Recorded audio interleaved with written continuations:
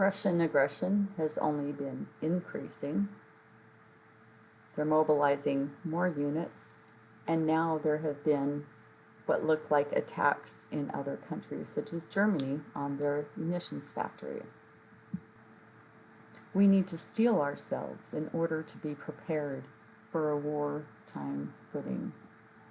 We need to be prepared to educate other people as this war starts to spread out.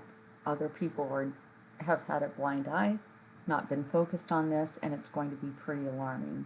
So when you feel like, hey, I give up, this is just too tiring, I have war fatigue, we have an obligation to help other people in the community understand what this fight is about. And everyone needs a break, everyone needs time to take care of themselves. But when I think about looking away just because it's hard, I think about people like this that cannot look away.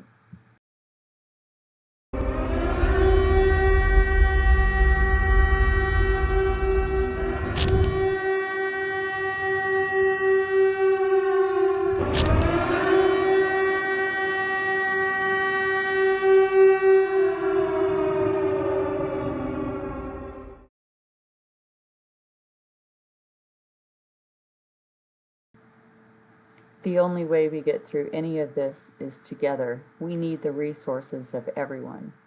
While this was going on, this is the juxtaposition of what was taking place in June of 2022 in the UK, and honestly, it happens everywhere all the time. It was just very sad to me to see all of the air shows taking place in 2022 when you see all these Ukrainian citizens in these videos just pleading, close our skies.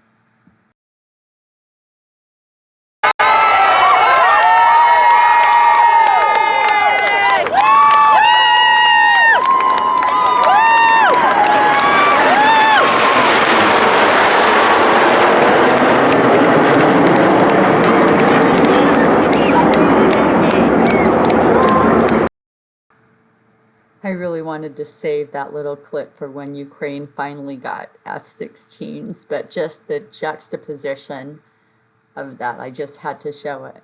Now, this next clip is about children and some of the grief that they are experiencing because of the war. All of the children here being interviewed have lost their father. Not only do they deal with their own trauma, but their mothers, their family members, their society in general are also going through traumatic events. And it's hard to focus on one person and their trauma. They just kind of, deal with it the best that they can. And I want to focus on the fact that as a society, we can be prepared more socially. Countries have a lot of other resources that if we combine, we can do this thing. Oh hey, by the way, I really wish I could show this video in its entirety, but there is a lot of footage and a lot of destruction that YouTube is now not really chill with. So I have to cut this off, but all the videos are going to be pinned in the description below, so you can check them all out for yourself. Що для мене війна? Війна. Війна? Це коли до тебе додому заходять незнайомі тобі люди і кажуть, що тобі треба вийти зі свого дому, а тоді можуть розстріляти тебе. Я не знаю, але я сподіваюся, що це якщо політики не допоняли друг друга і з-за цього помирають люди. Війна – це коли ти собі спокійно живеш, але приходять якісь типі, долбойоби і починають бомбити твою країну. Every single one of these kids has lost a father in the war in Ukraine. Війна – це зло. Війна – це смерть. Потеря. Це марна трата часу, марна трата людей, марна трата всього просто. Війна – це, не знаю, навіщо вона. Стойте. Ключ. Подай мій телефон. Це в Києві повітряна. Тихо, давай.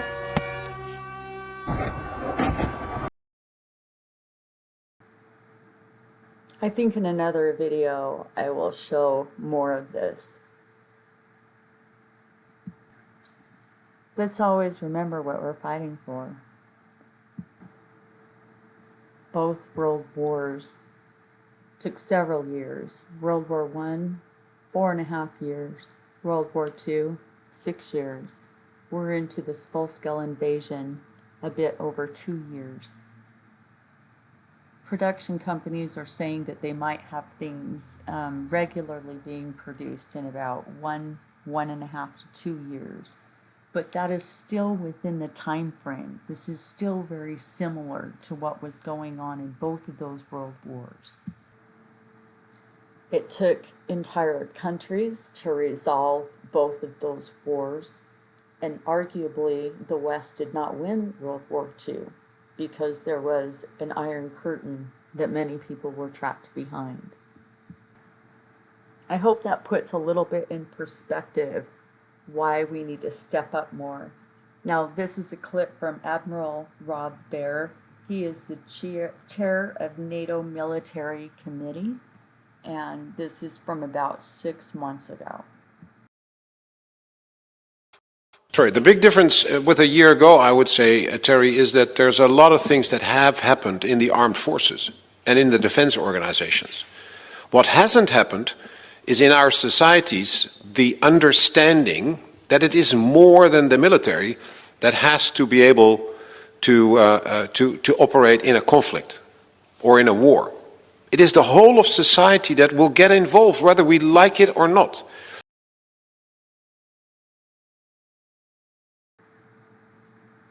Sacrifices that were being made during World War II are being made now within Ukraine, in the eastern regions and others that are under occupation or threat of occupation.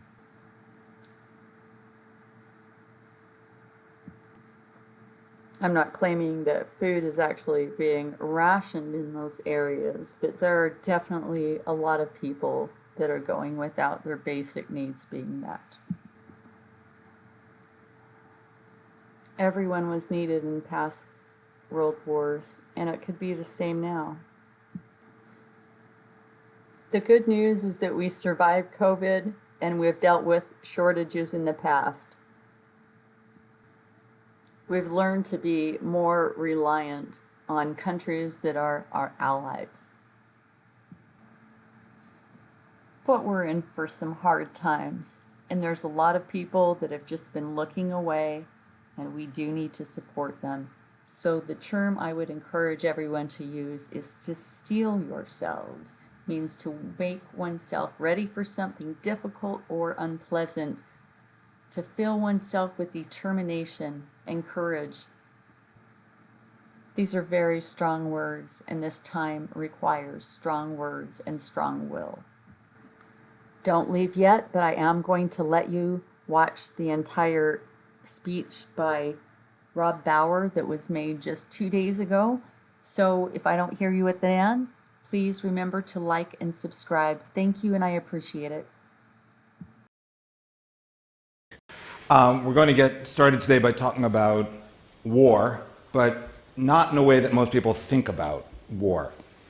But first, I want to explain a little bit about what Admiral Bauer does and why he's here. Admiral Bauer, you are an admiral in the Royal Netherlands Navy, but within NATO, you are the chair of the military committee, and the military committee is the military representatives of all 32 NATO members, and I believe it's actually the first body organized when NATO was created. You don't lead troops in the field, but you are maybe herding cats within a room of military leaders. And the military committee acts as the interface between the men and women in uniform in the NATO members and the political leadership of NATO. You are the top military advisor to the Secretary General of NATO, Jens Stoltenberg. With that all clear, I noticed today is Victory Day in Moscow. There is the war going on in Ukraine. NATO is on the sidelines, but very much, involved. What lessons are we learning from the war? A number of lessons, I would say. For a long time in our part of the world, we thought everything was plannable, predictable, controllable, and that was basically seen in many, many things. So we were focusing on efficiency for more than 30 years, both in business as well as in the governments. And efficiency in the business is just in time, just enough. And we know that in two sectors that wasn't enough. It's too late and it's too little. And that is the healthcare sector during COVID and in a war for the military sector. And we're unable to actually respond to peak demand signals. And I think that is a serious problem we are facing now for the last 2 years. So that is one of the lessons that we have to learn, that we are able to respond to peak demand signals, especially in the military, but also in the healthcare sector, I would say. So that is one. And that requires a different relationship between the governments and the private sector, which is a difficult subject, but it requires both sides to change and to better understand each other and move towards each other. And it means that the governments need to become more business-like in their thinking, but it also means that the private sector has to become part of the values discussion and not just think about money. So that is one lesson. The second lesson is that everybody thought, the next war will be about cyber and AI and quantum and all the sort of high-tech, sexy things that people like, and the mud and blood is over. And it's not true. We see a combination of the two. We see that it is World War I back in the 21st century. We see trenches, we see mud, we see a lot of blood. There's more than 500,000 soldiers killed and wounded on both sides combined, which is enormous. If you would translate that into our societies, those numbers, and the debate we would have is probably more difficult than many of the debates that I hear in politics now. So that type of war is not gone, it is back, it is there. And of course there is high tech, there's new things like drones, or it's not new per se, but the way drones are used and the scale and the mass with which drones are used. And then of course AI and all the things that is about innovation. So it is the combination of those two things. The third lesson that we have to learn is that not everything that happens in Ukraine can be translated into NATO.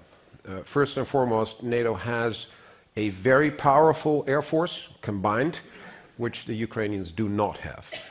So some of the lessons cannot be translated, because basically the war in Ukraine is a very typical classical land war at the moment. Navy is not really involved and air is not really involved. We would fight a different war with all domains, not only air, maritime and land, but also space and also cyber. And also with regard to cyber, everybody thought cyber is this thing, but cyber has not been as decisive as a lot of people expected it to be. It is a nuisance, it's a problem, it's something you have to understand and be able to control and respond to a problem. And the private sector has been extremely important for Ukraine when it came to cyber. So in the first couple of days, there was a huge cyber attack on the government. Especially, they stored their data basically locally, and now Microsoft has helped them to store it in the cloud. It's not in the air, but it's still on the ground. But so they have dispersed their data, and I think that is a lesson for a lot of governments, but also for private sector. I would say, make sure your data is not in one place, but make sure it's in multiple places, so you're much less vulnerable. So there's and then for a long time, when it comes to politics, we thought if you have a mutual economic relationship between nations, we will never have war again. Well, that has been proven wrong. Because we thought we had a contract with Gazprom. We thought we bought our oil and gas from a company. But that wasn't true. When Putin said to Gazprom, close the valve, they did it. It's not in that contract. So That is a serious thing we have to live with.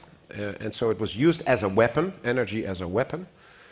And the wake-up call, I think, for all of us, including the private sector, is that this is happening with Russia. But be ready, this is going to happen with China in the next 5 to 10 years. China owns 75% of all the raw materials for the medicine world, for the healthcare, for the production of medicine, and they own 95% of all the raw materials for the renewable energy. So everybody wants to get rid of gas and oil, fossil fuel, and that's in itself great. It's for the climate very important. Nobody wants nuclear energy. So we all want air, we all want wind and solar energy, which is great, but most of the raw materials are owned by China. And if China if she is going to do this, what Putin has done in 5 to 10 years, we have a serious problem. And therefore, we have to become much more resilient. That's not only a problem for the government, it's also a problem for the private sector. I think we're going to be hearing from a lithium miner later, so we can pick up on that. And I found the IKEA CEO yesterday. Where are you? Are you still here? Yeah. No. He had to get back to... Yeah, he has to walk around the store. Which is great. And look at the Billy. So he said, 25% of his raw material came from Russia. And he had to change that overnight, basically. So that is the sort of thing, and we can talk a little bit about what I think businesses should think about. Let's talk about that. Yeah, what does this mean, the resilience, readiness, broader thinking mean for... So it's not only the military that has to prepare, or the governments that have to prepare for war. But I think the businesses have to prepare for war as well. And it is the dependencies I talked about, the raw materials. There's the IKEA example we heard yesterday. BMW had all their cables produced in Ukraine, 2 factories, because of great quality of workers. And those factories were gone in the first 2 weeks of the war. And so BMW didn't have any cables anymore. And that is the sort of thing in terms of if you go to the countries where labor is cheapest or certain expertise is the best or whatever the arguments are to go somewhere, then that is fine and understandable, but we have to become much more strategic. And for toilet paper, I don't care where it's made, but for certain things, I think we have to consider bringing back production to Europe, to North America, to make sure that in our, let's say, alliance territory, we are able to produce certain things that are essential for our security, for our economy. And that debate means that certain products will become more expensive. So we have to explain that to our consumers, our citizens. And that is a difficult thing for politicians. But I think it is necessary because we have been extremely naive. We have been thinking about, many people have been thinking about the world how they would like it to be in the last 30 years and not necessarily how it actually looks like. And we the military, were always seen, and the intelligence services in particular, were seen as the pessimists and the people that were always looking for trouble. But I think we have neglected those signs that were there. Russia since 2008 in Georgia, 2014 Crimea, 2022 the whole war in Ukraine. We knew they were behaving differently.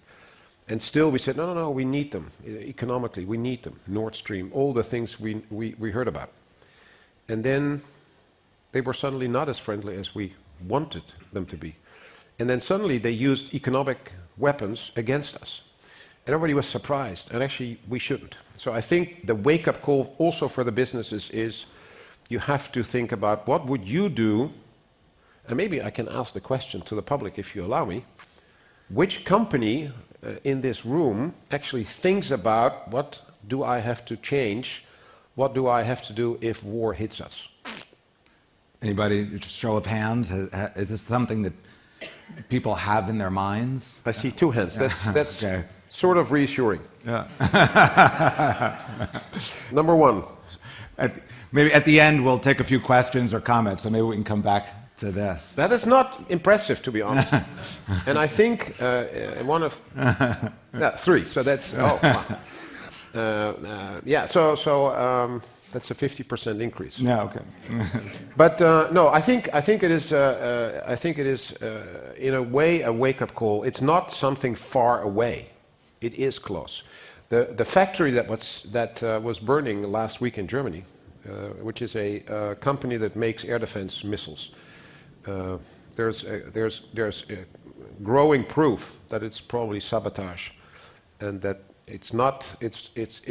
One can expect actually that the Russians are engaged in that.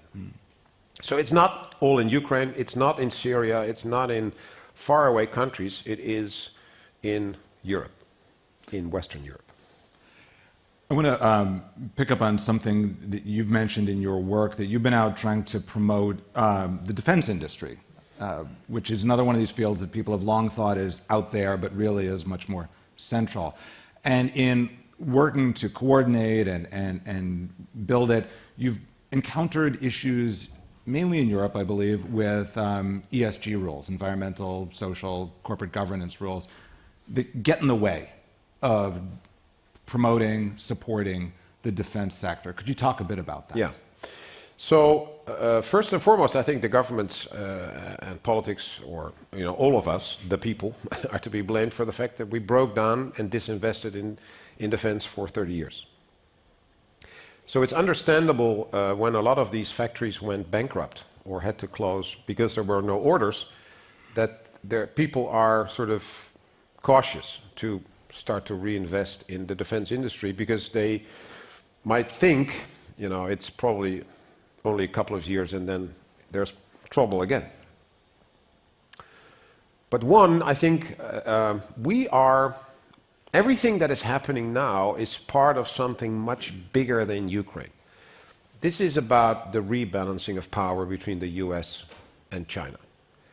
This is about the tectonic plates of power that are shifting, and when the tectonic plates on Earth do that, you have earthquakes, and if the tectonic plates of power shift, you have wars, and that's what we see. And the US is partly withdrawing from the world theater, and we saw it in Syria, we saw it in Crimea, and we saw it in Georgia in 2008. So suddenly people thought, hey, the US is doing nothing, that's interesting. And then other nations saw the void and stepped in. And that is what we see now. Russia is an interesting country because the economy is the size of Spain or the Benelux, but it has nuclear weapons, and therefore it is a party to take seriously. But China is, in terms of their economy, their population, and their ambitions, a serious competitor of the US. So that is what is happening, and I think for the next 15 years we will see all the results of that struggle and that rebalancing of power. And then there is North Korea and Iran that also use the opportunity that now Russia needs them, and therefore from being extremely isolated, they are now suddenly in the spotlights, and because Russia loves them suddenly, they are less isolated and less isolated. So they are actually on stage now in many, many ways. And for Iran with Hamas and Hezbollah and the Houthis, they also have they play a role of significance. So therefore, all that is happening, and I think we will see this for the next 15 years. Therefore, if you want to invest in the defense industry, I think it's a good investment, and it's unfortunate in a way because the world is in turmoil, but it's a good investment. That's one. Second, when I'm talking to the financial institutions, and I don't know whether CEOs of financial institutions here, but it's fascinating because some in Western Europe and in Scandinavia, there's actually pension funds and banks that say it's not ethical to invest in the defense industry, which I find mind-boggling. The pension fund where all the military personnel of the Netherlands is, at ABP, which is a huge fund, it has about 15 billion euros in investments. 1,500 billion, and they say they are. So my pension is there, but they're not investing in the industry that makes the stuff that I need for my work, which is very strange. Which is, and I say this in public, and they don't like me for it, but I think it is ridiculous. And and then of course they say, no, we do invest in weapons, but we do not invest in companies that are connected to the nuclear weapon industry, or cluster mines, or chemical bio weapons. And okay, I can understand that, although we are a nuclear alliance, and all of us, as a result, are safer with that. So it's sort of these discussions. Yeah, I'm against war. People say very often to me. I can say, well, I'm against war too. Don't you worry. I'm in favor of peace, but you have to do things to make sure we remain in peace. And if you wanna have peace, you better prepare for war. So that's what I say. But it takes a lot of time to change things in our economy. You have to convince people. It's about private investors. It's not the government that orders the industry around. It is like in Russia. The Russians are to have changed to a war economy, and that means that everything is serving the efforts of Russia in Ukraine, period. And so the production of artillery grenades, missiles, tanks, armored vehicles, artillery pieces, everything is up. Of course, the detriment, it is to the detriment of their economy, because they do not add any value to the economy anymore. So I understand the reluctance, don't get me wrong, but we need to do more, because if the Russians win in Ukraine, that's not the end of problems, but it's the beginning of much more. So it is about convincing, therefore. It takes a lot of time in democracies. I see the first signs, groundbreaking work for a Patriot factory in Germany, groundbreaking work for an artillery factory in Germany, the Swedes, the Finns, the Danes. There is things starting to happen now. But that means, after 2 years in the war, that they at least need a year to 1.5 years before those factories actually produce more artillery grenades and missiles. So we have to bridge that gap for the Ukrainians, because they don't lack courage, they lack weapons and ammunition. So we have to provide them with that, and that is what needs to be done now. So you advocate Western society should take a broader view, NATO countries should take a broader view of what security and defense mean. NATO's 2 new members, Finland and Sweden, take what is called an all-of-society view of security. Can you tell us a little bit about what NATO can learn from its new members? Yeah, I think traditionally the Scandinavian navies have an approach much more a whole-of-government approach. Not only with regard to war, but also with disaster and things like that. So they work closer together and coordinate better than in many other nations. But yes, I think the people in Finland understand that the best. They had to take care of their own defense for the last 80 years, and they were neutral, but that doesn't mean you do not have to make sure that you are safe. So they have a huge army. They have a huge armed forces, and huge reserves. It's like 220,000 active duty and then 800,000 reservists, which is 1 million out of a population of 5.5 million. So that is big. Then the 1 million troops in the US is, compared to your population, suddenly a relatively small number. So I think they understand that. So I think in terms of collective defense, we can learn a lot from the Finns, because in NATO, the Washington Treaty, it's a very short treaty actually. As business people, you would love it. It's like a couple of pages, 14 articles, and in 1949. And Article 3 talks about, everybody knows Article 5, which is an attack on one is an attack on all. And for a long time, we thought NATO was sort of an emergency. If you were in trouble, you would call 911. You got the NATO headquarters, and then we would look in the list, and then if the problem was in Portugal and the Netherlands is on duty, then the Netherlands would help Portugal. I'm exaggerating on purpose, but that was the NATO response force idea. But Article 3 is for a purpose before Article 5. And Article 3 says every nation has to be able to defend itself.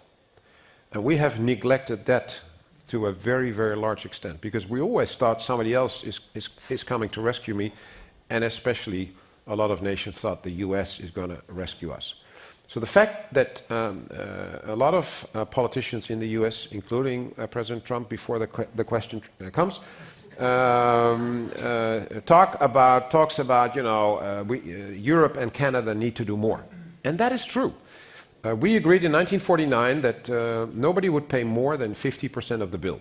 And the idea was basically US pays 50% and the rest pays the other half. Then we were with 12. Now we are with 32. The US pays between 60 and 65% of the bill for a long time already. So I am fully aware and I fully understand that the US is sick and tired of that. So yes, Europe and Canada need to do more. So that's the reason why, not under Trump, but under Obama, the Wales agreement was in 2014 to go towards the 2%. That's why now, under Biden, not Trump, it's a minimum of 2% since Vilnius last year. But it's not paying your dues, and that's what I think that is not what, if President Trump says the nations that do not pay up, I'm not going to defend them. That's not helpful for a number of reasons. It's not the dues of paying the dues of your country club, because the 2%, the minimum of 2% is not for someone else. It is for yourself. It's for your own armed forces. It's for your ability to defend yourself. So that's one. Second, unity is at the core of who we are. Because Article 5, which is if one is attacked, all of the other nations come to the rescue, means that you have to trust each other blindly. And I think that's why it's dangerous to talk like that. It's not a transactional discussion. It is an agreement. It's a promise. So you mentioned Trump. It hadn't occurred to me to ask you about Trump, No. but since you bring him up. Even IKEA got a question. Exactly. The Trump years were kind of traumatic at NATO. No, well, you know, and I got this question. I get this question very often. We're 75 years old. And we have weathered quite a number of storms. In 1966, France left the military part of the organization. And basically everyone thought this is the end of NATO. We were in Paris, the headquarters was in Paris. I blame the French still for leaving then and coming back in 2009, which they have done militarily. So that's NATO as well. They have returned. They're part of the military part of the alliance again. But we're still in Brussels. But so we have weathered storms, and I think that a president, whoever it is not going to change that necessarily. I think what President Trump is primarily talking about is the fact that nations should do what they have promised. And I agree with him there that nations, if leaders of nations promise to do something, then they should do it. And not go home and basically on purpose or willingly not do it. So I think being angry and annoyed about that is understandable. So I think he has a fair point. So I don't think it's addressed against NATO per se. I think the US needs Europe because Europe is the biggest trading partner of the US. So it's in the interest of the US to have a stable and secure Europe. And we, Europeans, need the United States. So I think that is, it's in all of our interest to stay in NATO, to work together. And the one last thing I wanted to say about this, because that is also something, and I didn't mention it earlier, is the private sector for 80 years didn't have to think about, is my factory there tomorrow morning? Because it was always there tomorrow morning. And in Ukraine, they open the window, the curtains in the morning, and they hope their factory is there tomorrow morning, because it could be gone as a result of a missile attack. Now, because for 80 years nobody in the private sector had to think about this, it is not part of your thinking that defense and security is important, because the foundation of economic activity is actually stability and security. And it was always there, so you never gave it a thought. And it's time you give it a thought. Okay. Maybe on that, we have a few minutes left. We'll take a couple of questions from the audience. Gentleman over here, I think you were actually one of the people who raised his hand earlier, so. Jussi Tolvanen from Finland. There you go. Proof of your question. Yeah. So the question is around the technological decoupling. So now clearly China is developing own technology from the scratch, from silicon to chipsets to OS and so on. Do you see the risk of separation of technologies completely, so that there would be Western technology in 10, 20 years from now, and there will be Chinese technology which would be used in most parts of the world? And how would that affect the defense side? I think there is a danger of more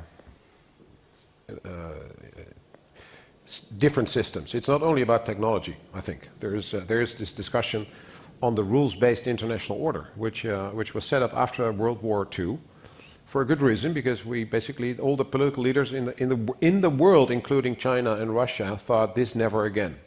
So big power competition should not be fought on the battlefield. If we have a difference of opinion, then we should sit down, talk about it, and if we cannot agree, then we go to court. That's basically what it is. And we agreed to respect each other's sovereignty and internationally recognized borders and things like that. And now suddenly that is not the case. I mean, Russia, whatever nonsense arguments they use, attacked a sovereign state with internationally recognized borders. And so, so it's not only about technology, it's also about the rules-based order. It's about the dollar versus other currencies. It is, so there's a lot of movement in basically breaking the world in different parts. And then what does that mean economically, militarily, technology-wise, but also rules-based wise? Is there going to be different sets of rules in the next 10 years, where if you're in Russia, China, and their friends, you're in a different set of rules? If you get a harbor or a road or a railroad from China, by the way, you don't get it, you have to pay back, but if you have a problem with them in legal terms, you have to go to a court in Beijing. That's in the contract. So you can't go to the court in your own country if you're in Uganda or whatever. But you have to go to Beijing to solve the legal problem. So I think, yes, there is a chance that we will see different worlds in that sense, and also with different technological standards. Or yeah, it is possible, I think. So the globalization in that sense is changing now. Maybe very quickly. Okay, one last question here in the front, please. Well, it's going to be a microphone. If it's going to be a quick question, not sure. But thank you.